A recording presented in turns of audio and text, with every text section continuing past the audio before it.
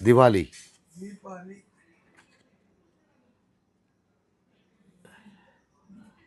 ನಂದಿನಿ ಲೇಔಟರಾ? ನಮಸ್ತೆ ಸ್ನೇಹಿತರೆ, ನಾನು ಜಯರಾಜ್ ನಾಯ್ಡು. ಈಗಂತೂ ಚಳಿ ಆಗ್ತಾ ಇರೋದ್ರಿಂದ ರೋಡಲ್ಲಿ ಬಿದ್ದವ್ರನ್ನ ಪೊಲೀಸ್ನವರು ಜಾಸ್ತಿ ಕರ್ಕೊಂಬರೋದು ಜಾಸ್ತಿ ಆಗಿದೆ. ಈಗ ದಿನಕ್ಕೆ ಸರಾಸರಿ 3-4 ಜನ ಅಂತೂ ಬಂದೇ ಬರ್ತಿದ್ದಾರೆ. ಅದರಲ್ಲಿ ನಂದಿನಿ ಲೇಔಟ್ ಸ್ಟೇಷನಿಂದ ಈ ತಾಯಿನ ಕರ್ಕೊಂಬಂದಿದ್ದಾರೆ. ಈ ತಾಯಿ ಹೆಸರು ದೀಪಾಲಿ ಅಂತೇಳಿ. ಕನ್ನಡ ಬರ್ತಾ ಇಲ್ಲ, ಸ್ವಲ್ಪನೂ ಬರಲ್ಲ ಕನ್ನಡ. ನಿಮ್ಮ तुम्हारा गांव किधर? हाँ, सोलापुर. इधर बेंगलुरु में है क्या है? हाँ, मालूम नहीं. सत्यनारायण सर ಕೇಳಿ ಯಾಕೆ ಬಂದ್ರು ಬೆಂಗಳೂರಿಗೆ ಇವರು? ಬೆಂಗಳೂರಲ್ಲಿ ಯಾಕೆ ಆದ್ಮಿ नहीं. ಸೋಲಾಪುರ ಅಂತ ಮುಂದು ಬೆಂಗಳೂರಿಗೆ ಯಾಕೆ ಬಂದ್ರು ಕೇಳಿ?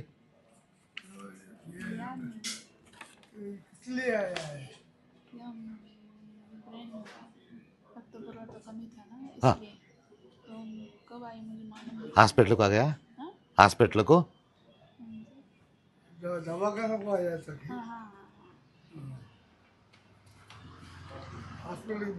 ಸ್ವಲ್ಪ ಪ್ರಾಬ್ಲಮ್ ಅಂತೆ ಅವ್ರು ಹೇಳ್ತಾರೆ.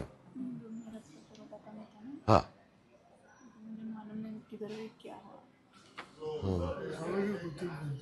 ಗೊತ್ತಿಲ್ಲ. ಹಾಂ ಹಾಂ, ದಯವಿಟ್ಟು ಈ ವಿಡಿಯೋ ಶೇರ್ ಮಾಡಿದ್ರೆ. ಸೊಲ್ಲಾಪುರದರಂತೆ. ಅದರ ಹಸ್ಬೆಂಡಿಗೆ ಇದ್ರೆ बेटा नहीं मालूम नहीं, क्या भी मालूम नहीं.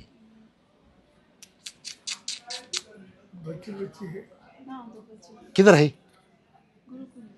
हाँ, इंतज़ा गुरुकुल हॉस्टल में है.